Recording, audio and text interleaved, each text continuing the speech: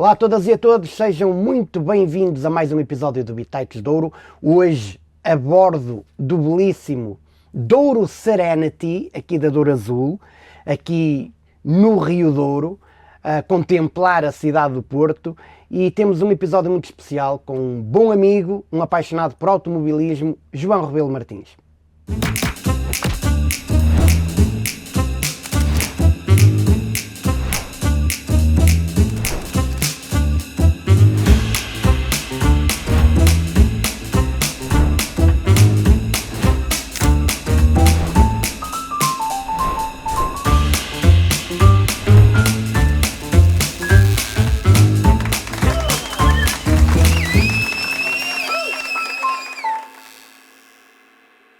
Como é, meu amigo? Bem-vindo!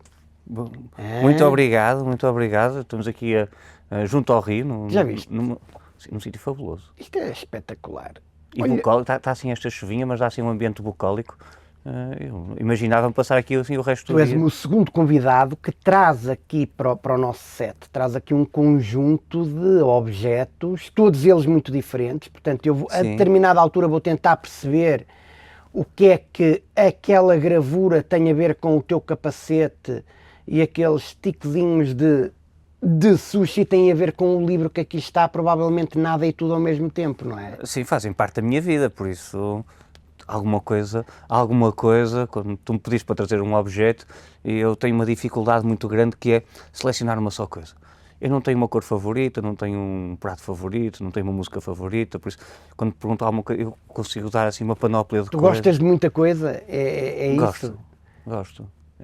Eu acho que o nosso estado de espírito é que nos faz depois escolher determinado tipo de... no caso das cores.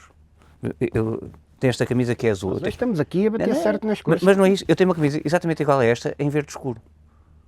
Eu gosto das duas, por isso, quando comprei não conseguia distinguir qual é que queria. Então trouxe as duas. Às vezes acontecem-me coisas dessas e eu não consigo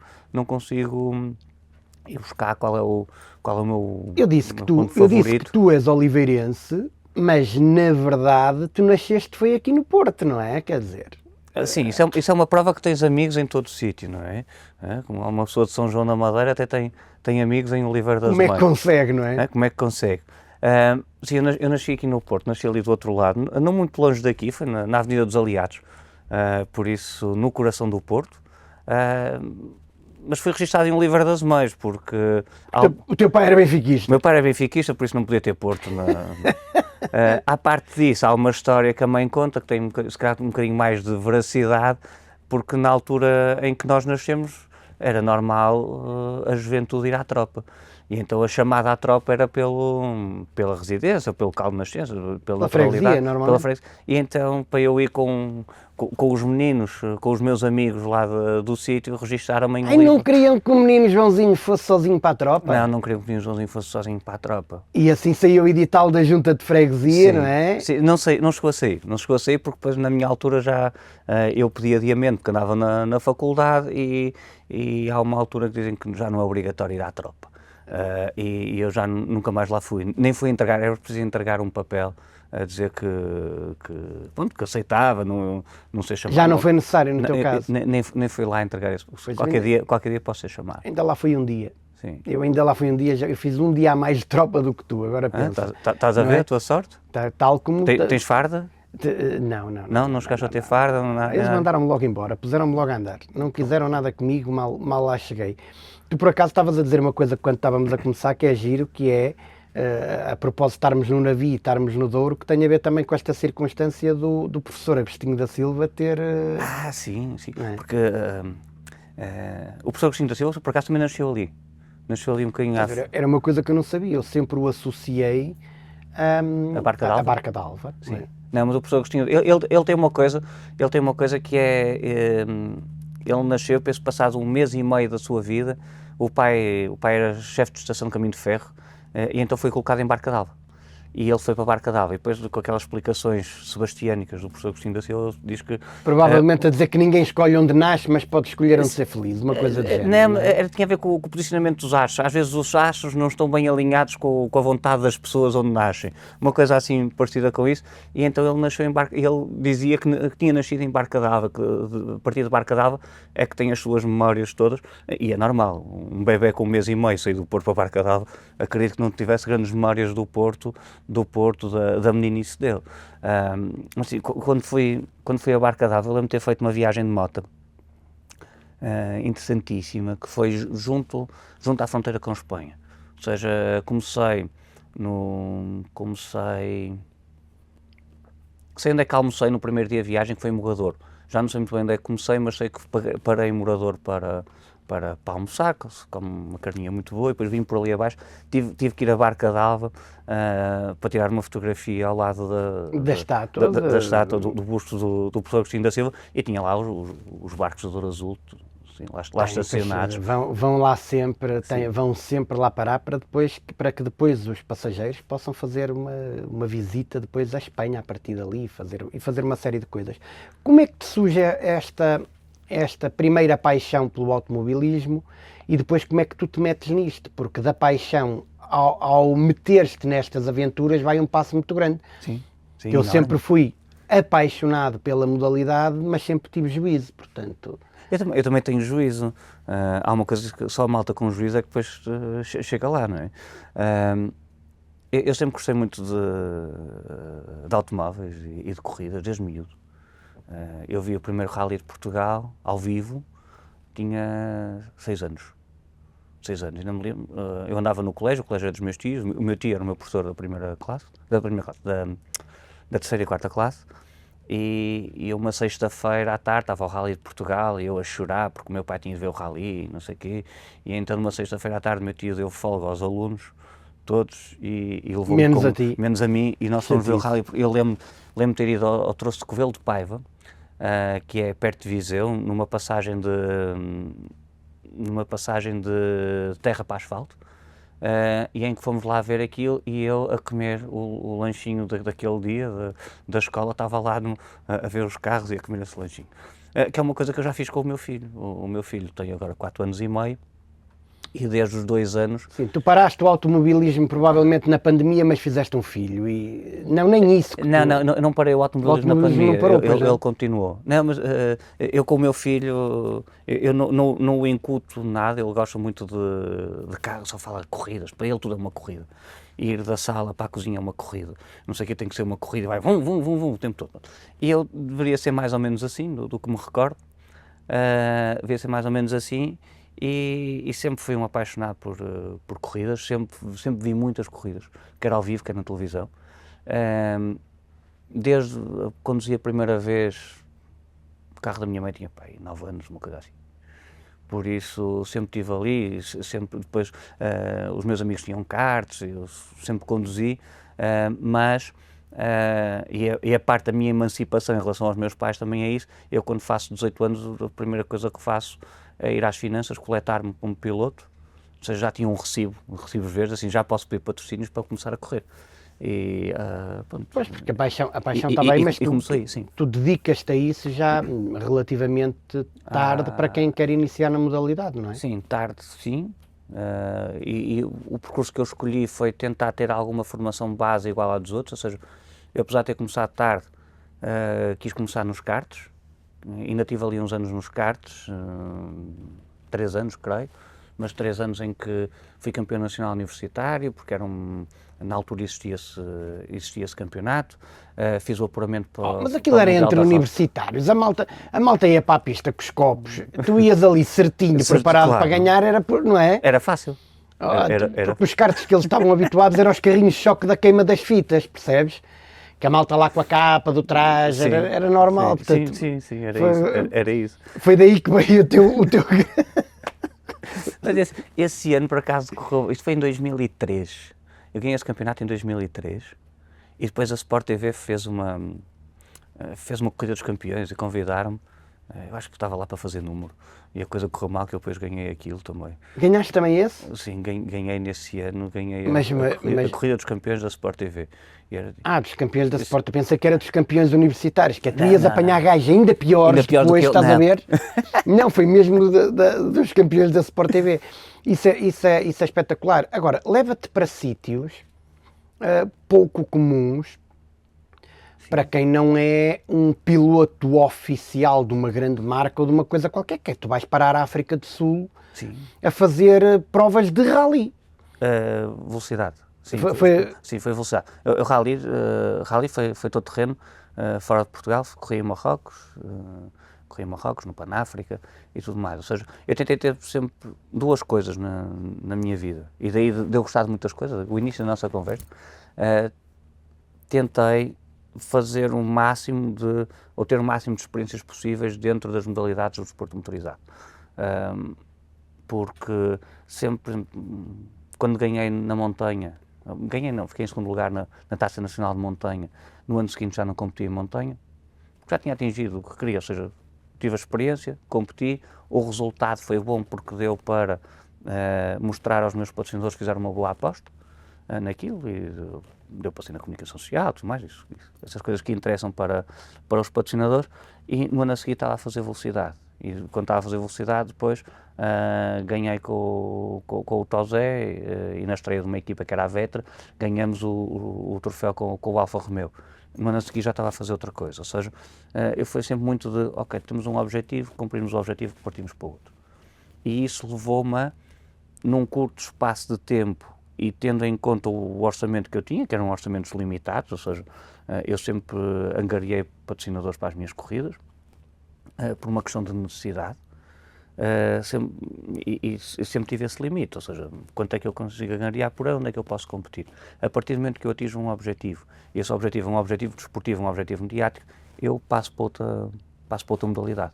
E daí, Ou seja, tu és completamente focado e tens uma estratégia muito bem delineada para isso.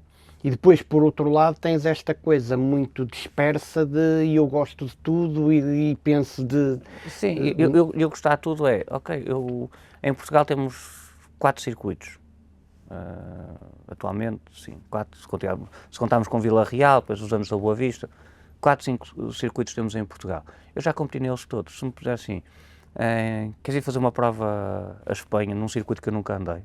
Quero, prefiro ir lá do que estar a repetir aqui, porque vamos descobrir realidades completamente diferentes. Vamos descobrir pilotos diferentes, pistas diferentes, formas de estar na competição completamente distintas. E eu consigo ver isso, quando corri cá em Portugal, sei como é que as pessoas pensam aqui, como é que as pessoas pensam em Espanha, como é que as pessoas pensam na Alemanha, como é que as pessoas pensam na África do Sul, como é que as pessoas pensam no Golfo Pérsico. Ou seja, são tudo abordagens distintas ao mundo das corridas. E nós estamos a conhecer uma realidade esportiva, mas também estamos a conhecer uma realidade das pessoas que lá vivem, porque quem chega às corridas não chega lá piloto, tem toda uma história por trás e isso é que também os forma enquanto piloto. Isso é um aspecto de multiculturalidade muito interessante, porque é quase fazer o processo de forma inversa, que é tu ires a uma série de países e de comunidades e perceberes exatamente como é que elas coabitam, até do ponto de vista profissional e competitivo. Sim. Que é isso que tu fizeste, porque hoje as organizações têm este desafio de trazerem para cá uma série de culturas e de pessoas de países que tradicionalmente não teríamos até cá a trabalhar e agora necessitamos disso e, portanto, isso é muito importante. O que é que tu aprendeste para a tua vida profissional dessas experiências? O respeito. Tem que haver respeito entre toda a gente, porque se nós temos formas diferentes de encarar a nossa vida, e essas formas diferentes nós temos que encarar a nossa vida vem com aquilo que é o nosso meio, onde fomos criados, muito mais do que a nossa genética, não é? Tem a ver com o meio onde nós fomos criados. Se nós lidamos com pessoas que têm origens diferentes, têm meios diferentes, e muitas vezes têm genéticas diferentes, o que tem que haver a base é o respeito. E se todos olharem para o outro e se conseguirem respeitar, apesar das diferenças, eu acho que é o caminho a seguir. E eu que não sou nacionalista, apesar de ter as cores da bandeira de Portugal no meu capacete, eu que não sou nacionalista, nem coisa que eu valho, acho que a grande herança dos portugueses é mesmo essa, porque nós quando vamos há 500 anos, ou há mais de 500 anos, quando saímos daqui dali da Ribeira para ir para a Flandres com as feitorias. O que existia era mesmo essa vontade de conhecimento e de respeitar os outros. E nós só conseguimos dar-nos bem com os outros se houver esse relacionamento, se houver essa... Eu gosto muito dessa ideia essa base. Ou seja, do respeito como valor absoluto. Acho que e por isso, à custa das corridas, eu tenho amigos no mundo inteiro, uns que são muçulmanos, outros que são hindus, outros que são como eu, que não são coisa nenhuma, outros que são católicos, uns que batem com a cabeça e que não comem carne de porco, ou só comem carne de porco se não tiver ninguém a ver, e bebem álcool em canecas para não se perceber qual é o conteúdo. Coisas dessas, porque é assim, mas é a realidade do mundo e é a riqueza do mundo ao mesmo tempo, porque se não for isso, se nós vivemos em sistemas fechados, eu acho que não evoluímos. Quantas vezes é que foste o ano passado à África do Sul? Num ano fui 7 vezes. 7 vezes? Sim. Para fazer provas, especificamente? Especialmente para fazer provas. E no meio dessas 7 vezes foi à África do Sul, ainda fui à China e à Turquia. Também fazer? Não, à China foi fazer outro... Não, foi uma viagem de âmbito empresarial e político. À Turquia fui fazer turismo.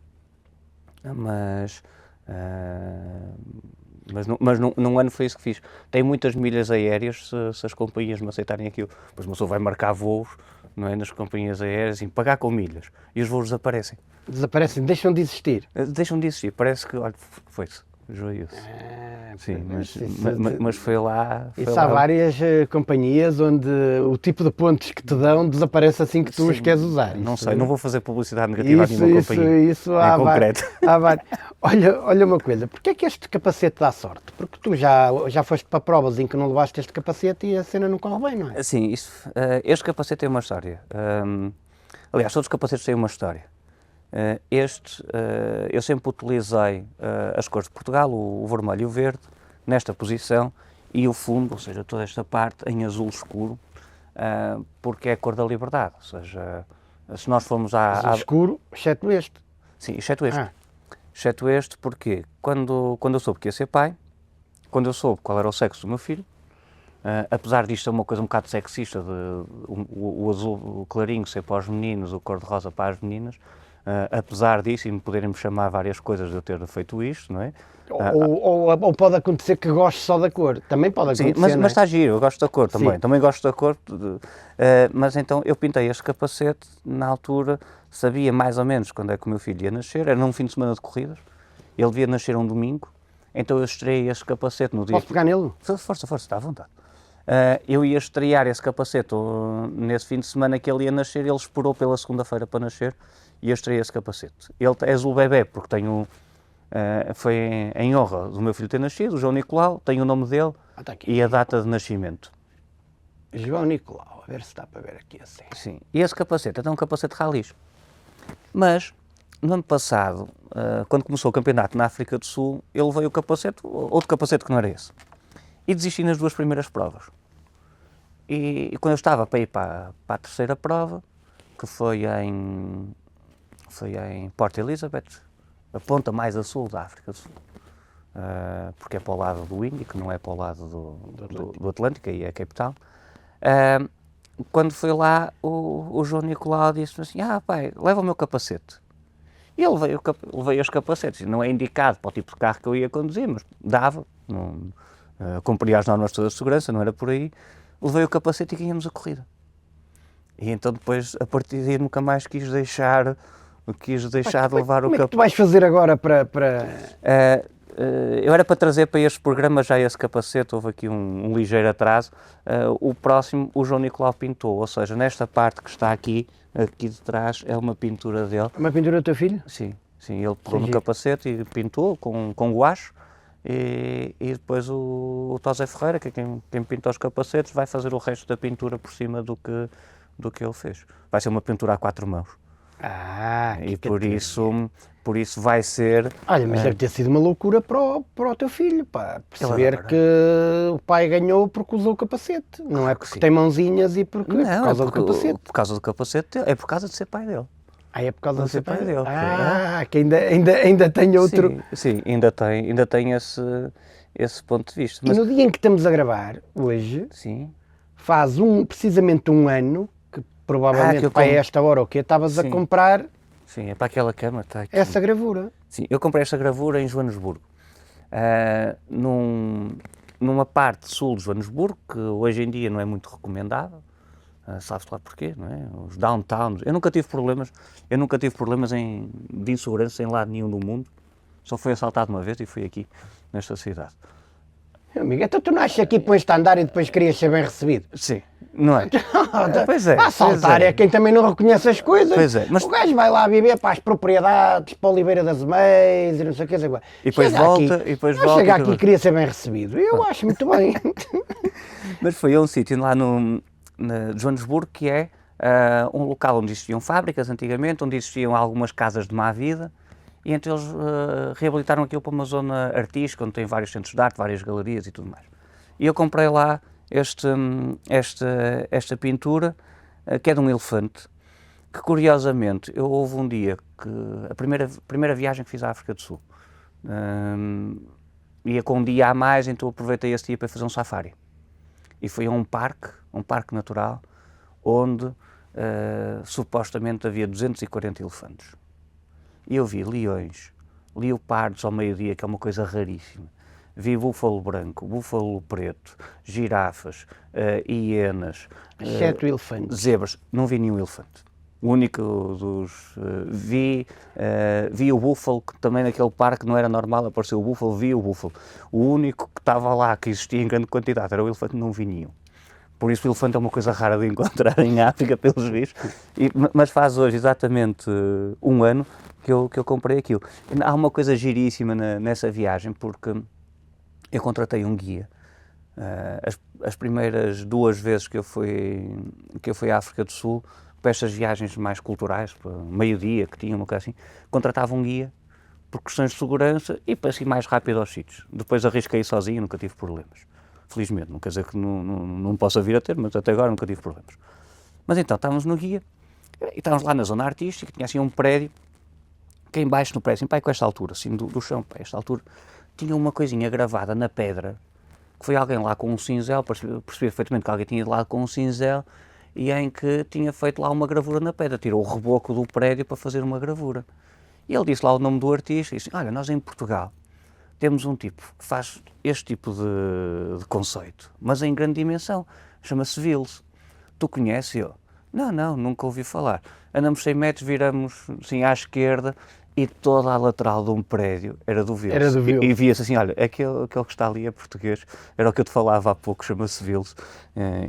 E é daquelas coisas que uma pessoa sente assim, aquele orgulhozinho. Sentimos certeza absoluta. Isso, Mas na África do Sul é normal isso acontecer, porque a maior comunidade portuguesa, a maior comunidade estrangeira na África do Sul é portuguesa. Eu conheci imensos portugueses, não falam português, mas identificam-se como portugueses, andam com a bandeirinha de Portugal no carro, têm nomes portugueses, ao domingo comem bacalhau, comem cozido. Eu fui lá aos restaurantes portugueses, malta impecável, e que traz Portugal no coração. E muitos deles nunca vieram cá, nem os pais vieram cá, mas eles identificam-se como sendo portugueses. Tu vais parar lá e nem é diretamente no que diz respeito ao automobilismo. Tu vais porque em Moçambique tinhas alguém conhecido que depois... Sim, eu trabalhei 10 anos numa agência de comunicação e fui responsável pelo escritório de Maputo. E durante 3 anos ia lá com alguma frequência. E fiquei a conhecer empresários lá, aliás. A história é giríssima, não é eu fiquei a conhecer empresários lá. Eu quando ia fazer ia lá para abrir a empresa e tinha voo numa segunda-feira. Isto 2011, pá, aí, uma coisa assim. Então, no domingo à noite, tinha voo de segunda-feira, tipo 6 da manhã, domingo à noite, eu já tinha a mala toda feita, tudo pronto, e há um tipo que me pede amizade no Facebook e está com um fato de corridas vestido. Eu não o conhecia de lado nenhum, chamava-se Bruno Campos, está com um fato de corridas vestido, deve ser alguém que eu conheço, aceitei. E quando aceito, reparo que ele tinha o local dele, onde é que se encontrava, em Maputo. Eu mandei uma mensagem lá, estás em Maputo? É que eu vou para aí para amanhã. Ele, estou em Maputo, não sei o quê, eu sou de cá de Moçambique, moro cá, se vens para cá amanhã, traz traz o teu fato e o capacete e no fim de semana faz uma corrida connosco. E assim foi. Eu fui abrir uma empresa para Moçambique de fato e de capacete. Quando cheguei lá, logo no dia seguinte, eu cheguei uma segunda-feira, da terça-feira eu fui almoçar com ele. Ele era um empresário, é um empresário de sucesso em Maputo, por isso fomos a um restaurante muito bom. Toda a malta que estava lá, ele apresentou-me, por isso a primeira minha dificuldade, que era chegar a Maputo e conhecer quem podia ser os meus interlocutores, resolveu-se logo ali. E eu no fim de semana ainda fui fazer uma corrida de kart em Maputo, e por isso veio daí. Passado, lá está, isto foi em 2011, 2012, em 2023 o Bruno mandou-me um cartaz das 9 horas de Kyalami. As 9 horas de Kyalami é a prova mais importante no continente africano, no que respeita à velocidade. Foi ganha por todos os campeões do mundo de Fórmula 1 nos anos 60, 70, foram lá, os vencedores de 24 horas de Le Mans, e estão agora a tentar colocar novamente nesse patamar. Ele ia correr a KLM, corre ele e o Marcos Rodrigues na equipa, como eram 9 horas de prova, precisavam de mais um piloto, então convidaram-me a ir lá correr com eles, e eu fui. Desportivamente não correu muito bem, muito bem o resultado, mas a equipa evoluiu muito ao longo do fim de semana e depois convidaram-me a fazer todo o campeonato de 2024. E é assim que eu vou parar. É assim que eu vou parar à África do Sul. Daí eu ter dito que num ano fui lá 7 vezes, porque fui meados de dezembro de 23 e a última prova depois do campeonato de 24 no último fim de semana de dezembro de 24. Por isso, num espaço de um ano eu fui lá 7 vezes. Isso é espetacular. Sim, e adorei. E tu, tal como eu, gostas de ler. Porquê este livro? Antes de chegarmos a esse livro, que é do Héctor Abad, eu gosto de ler porque desde miúdo fui incutido a ler. Havia em Oliveira das Mães, não sei se recordas, na zona onde é agora a zona pedonal, antigamente era a Estrada Nacional número 1, sim. Uma livraria que era o Hilário. E eu tinha conta aberta no Hilário. Eu podia ir ao Hilário, durante a minha meninice, durante a minha juventude. E se quisesse um livro? Eu ia ao Hilário, podia escolher o que quisesse, levava para casa e a minha mãe passava lá no final do mês a pagar a conta. E tinha, o círculo de leitores funcionava da mesma forma, por isso sempre os meus pais, com todos os leitores é a Amazon da nossa infância. É verdade, mas os meus pais, sendo ambos funcionários públicos, ou seja, eu sou um produto de classe média, com todas as facilidades ou dificuldades, conforme o ponto de vista que existiam, eu sempre tive acesso a livros, a atividades culturais, sempre tive essa sorte. Este livro, eu estou a lê-lo agora, é do Héctor Abad. O Héctor Abad é um escritor colombiano e está a contar a relação com o pai dele. Tem uma coisa interessantíssima no início do livro. Para quem não percebeu há pouco, eu não sou uma pessoa de fé. Eu acredito que toda a gente pode ser livre de pensar o que quiser. Por isso não sou uma pessoa de fé. E nesta relação do Héctor Abad com o pai dele há uma história interessantíssima, porque o Abad é o 5º filho de um casal, em que os 4 primeiros são 4 meninas. Ele morava em casa com o pai, a mãe, as 4 irmãs, todas as empregadas possíveis e imaginárias que tinham, mais uma tia que era freira. Então ele, com 3, 4 anos, tinha que rezar todos os dias, não é? E rezava o terço, o Ave Maria, o Pai Nosso, o que fosse, e a tia que era freira dizia-lhe uma coisa, que era: tu vais para o céu, mas o teu pai não, que o teu pai não vai à missa nem reza. E ele diz uma coisa muito, muito linda, que é: então eu vou parar de rezar, porque eu não me quero separar do meu pai. E se meu pai não vai para o céu, eu também não quero ir. E esta relação é uma coisa interessantíssima. O pai dele, pelo que se dá a ver, era professor universitário, era médico, era professor universitário. Para alguns era um perigoso comunista, e para os comunistas ninguém sabia o que é que ele era ao certo, porque ele não era comunista, não é? O que o senhor gostava era de pessoas e porventura poder influenciar as outras pessoas pelo exemplo dele e fazer o bem para influenciar essas pessoas. Ou seja, é uma história lindíssima. Não te sentes às vezes numa zona um bocadinho cinzenta? Porque tu és um apaixonado por política, eu também sou, mas depois estás numa área completamente distinta, não é? Portanto, eu sou um apaixonado por política e sou comediante e outras coisas. A determinada altura dizia-me: se se tu gostas de política, tu não devias estar a fazer comédia. Não te acontece aquela coisa de estar a dizer, se tu estás com isso e trabalhas com marcas e trabalhas com uma série de coisas e tens patrocinadores e andas a representar marcas, tu não te devias meter em políticas. Não te vêm com isso? Sim, já ouvi várias coisas dessas, não tanto por quem está na política, não tanto pelos meus patrocinadores. Muito mais por outras pessoas que eu acho que muitas vezes se autocensuram. Que é um problema que nós temos na nossa comunidade, a sociedade, que eu acho que vem muito ainda de 48 anos de ditadura, é que as pessoas autocensuram-se. As pessoas não dizem aquilo que pensam. Tem uma coisa que é o respeitinho. E o respeitinho é quando não há respeito nenhum. As pessoas só não vão dizer uma coisa porque acham que se eu disser isto, o senhor padre pode não gostar, ou o médico, ou o juiz pode não gostar. Eu acho que isso aí é uma total ausência de liberdade. E outra coisa que eu acredito, e tenho pena de não haver mais esportistas, é entrar no mundo da política. Porque quando nós temos uma carreira profissional, quer seja no desporto, quer seja na medicina, quer seja na advocacia, quer seja como calceteiro ou como marinheiro aqui num barco da Douro Azul. Se as pessoas tiverem, através da sua carreira profissional, tiverem um mediatismo, devem usar esse mediatismo para fazer coisas em prol da sociedade, em prol da sua comunidade. Eu acho a política das coisas mais nobres que pode haver, porque é a preocupação com o bem-estar dos outros. Não é? Nós sabemos que muitas vezes as pessoas olham para a política com uma coisa que eu acho muito, que são todos iguais, se aparece um carro de corrupção, todos os outros, um exemplo que eu dou, e estavas ligado às juntas de freguesia. Nós temos em Portugal 3.400 freguesias, penso eu, assim uma coisa, atualmente. Se pensarmos que eram 10 pessoas que está em média, em cada junta de freguesia, temos 34.000 corruptos em Portugal. Eu acho Pode haver casos, e se houver, acho bem que as pessoas sejam julgadas e que se prove que são paguem culpados. O preço? E que paguem o preço à sociedade. Agora, não somos todos iguais, porque acho que a política é uma coisa lindíssima. E utilizar esse mediatismo para tentar fazer algo pelas pessoas, pelo bem comum, porque senão uma pessoa é mediática para quê? Para se olhar ao espelho e pensar como uma rainha amada da Branca de Neve, não é? Espelho meu, não, isso aí não interessa. Interessa uma pessoa usar isto pelo bem comum, pelas outras pessoas que não são mediáticas, que muitas vezes a voz deles não é ouvida, mas que tem que ser representada. Eu concordo totalmente com o que estás a dizer. Olha lá, Mas já agora vou-te contar uma história gira, que vem disso, da política. Nós estamos a viver os 50 anos de 25 de Abril, ou seja, há imensas atividades. Eu tinha 12 anos quando foram os 20 anos de 25 de Abril. Sim.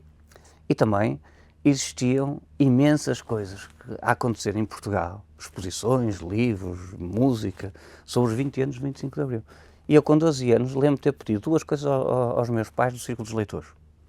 Um foi um disco do Zeca Afonso, que era as músicas do Zeca cantadas por 20 bandas da atualidade.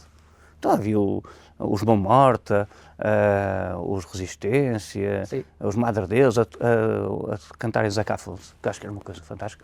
E outra, porque eu gosto muito de cartoons, gosto muito dessa piada, desse lado mais satírico, foi um livro que era os 20 anos do António, do cartunista, que um homem ligado ao PC, que vem do Expresso, mas que mantém uma grande, apesar de ser uma pessoa ligada ao PC, mantém uma grande distância sobre aquilo que está a desenhar. E eu lembro, aos 12 anos, em minha casa sempre se falou de política, desde que eu me lembro sempre se falou de política, sempre tive pessoas, meu tio-avô ligado à fundação do PSD, outros tios meus ligados ao PS e tudo mais, por isso sempre houve ali um debate de ideias interessantes e sempre se falou de política, mas lembro que aos 12 anos ter pedido aos meus pais para me comprarem um livro de cartoons para compreender esse lado da política através do desenho, Eu tenho uma banda desenhada que era o meu pai que tinha, que era giríssimo, que era um livro chamado Ianito. Ela é estático. Que há uma coisa interessante. Eu hoje, quando ouço pessoas a falarem com, como é que se diz, linguagem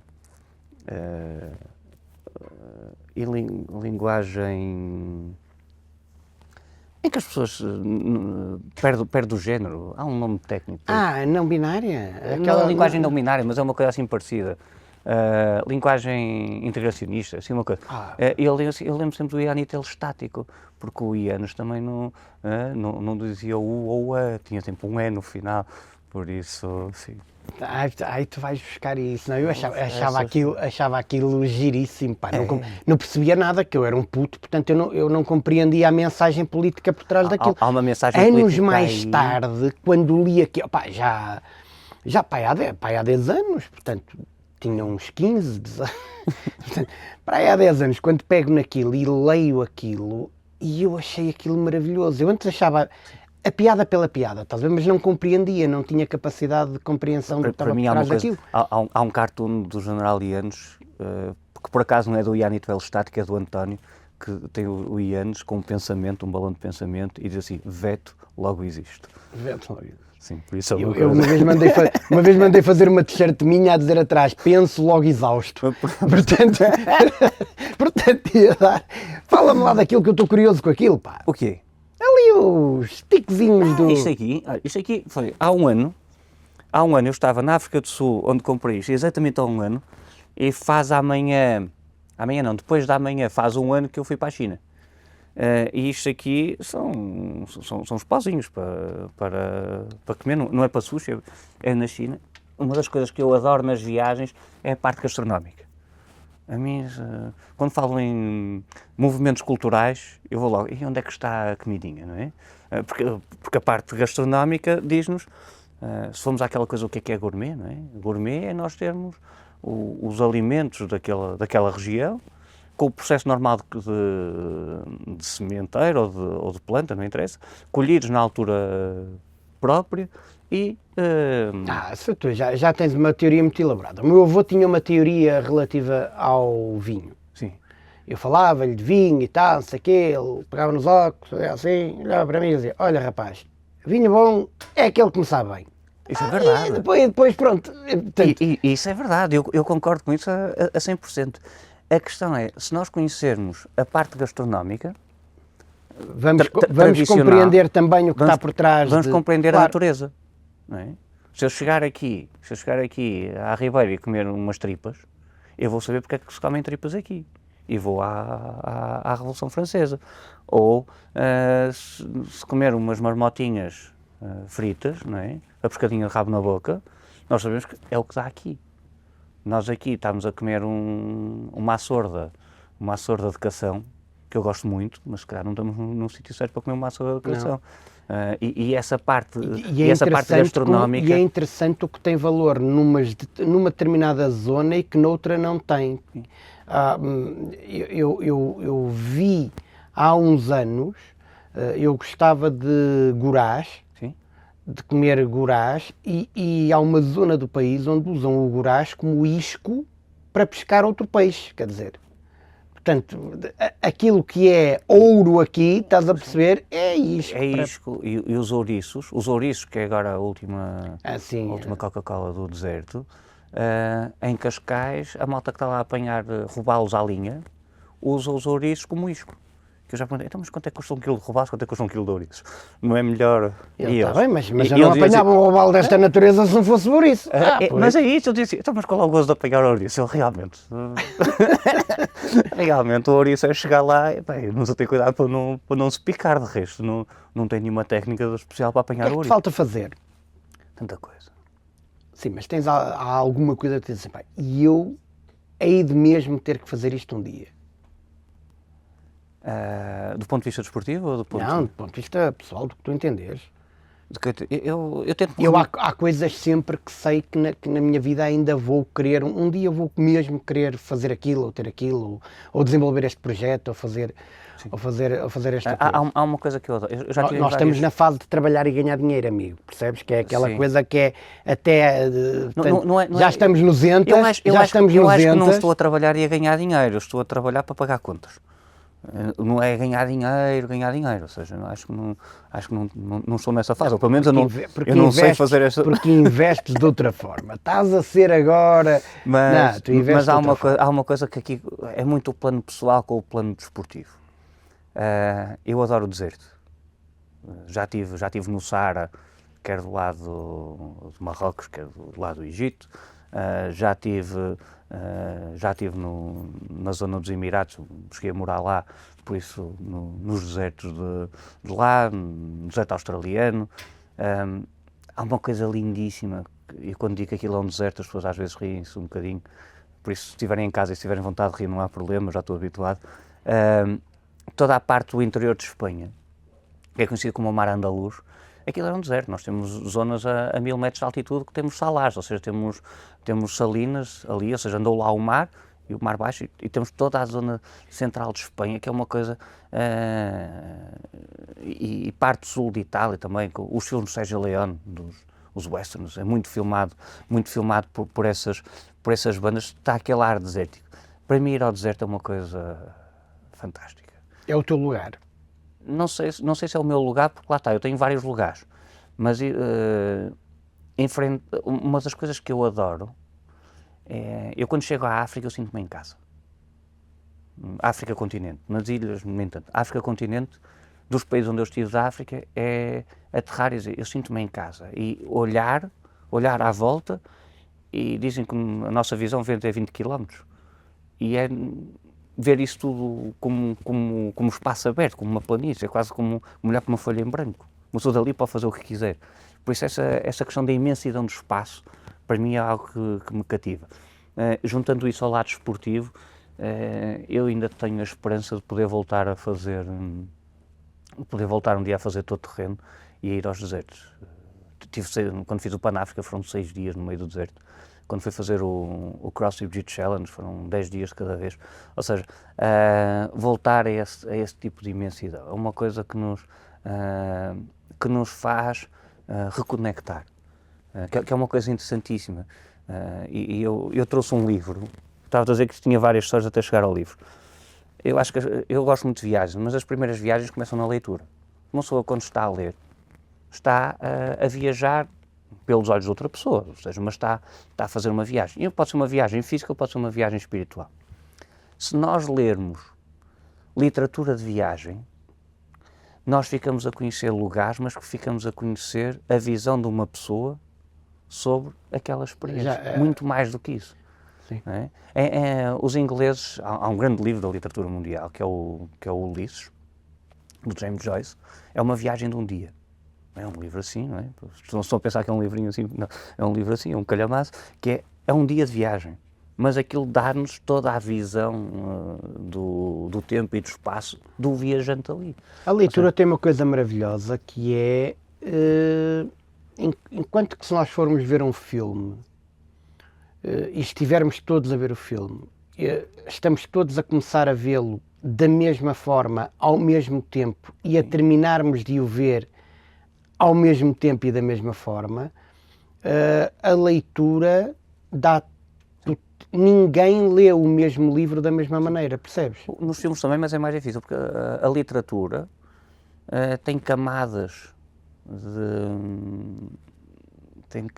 pouco substantivas que nos deixam imaginar o que nós quisermos. Uma coisa que eu costumo perguntar até muitas vezes sobre isso aos meus alunos, pergunto se eles leram os Maias, não é? Todos leram os Maias, é obrigatório em Portugal. Como é que vocês imaginam o Carlos da Maia? Então as meninas dizem lá, então o Carlos da Maia é um tipo alto, magrinho. O Ricardo Araújo Pereira fez bem essa sim, cena sim. No resumo dos Maias. Sim, mas é um tipo alto, magrinho, bem assim, porque é alto e magrinho, que é como elas imaginam.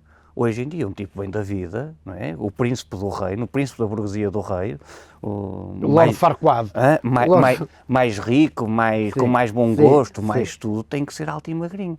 Se calhar, no final do século XIX, os tipos com essa posição social eram todos gordinhos porque tinham dinheiro para comer e passavam, eram uns alarmes e o que era bem na altura era serem gordinhos. Mas isso aí é um pequeno exemplo daquilo que nós podemos imaginar quando estamos na literatura. E que muitas vezes estava-me a perguntar o que é que eu queria fazer, por isso eu estava a dizer que ia para o deserto, que ia imaginar isso. Mas essa visão do deserto veio-me de um filme, que é o Lawrence da Arábia. Das primeiras imagens que eu tenho do deserto é em miúdo ver o Dakar, e aos 11, 12 anos ter visto a primeira vez o Lawrence da Arábia. E gostaste? Adorei.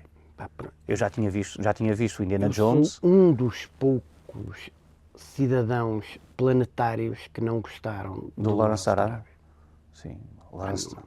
Acredito, mas se gostássemos todos do mesmo, não é? Éramos todos benfiquistas. Mas a malta, quando digo isto, quase cometi uma heresia do tamanho do... Eu nunca vi a Guerra das Estrelas, nem nunca li O Senhor dos Anéis, nem vi os filmes do Senhor dos Anéis, por isso eu já cometi várias heresias a esse nível. A esse São coisas nível. ligeiramente diferentes, mas compreendo onde tu queres chegar.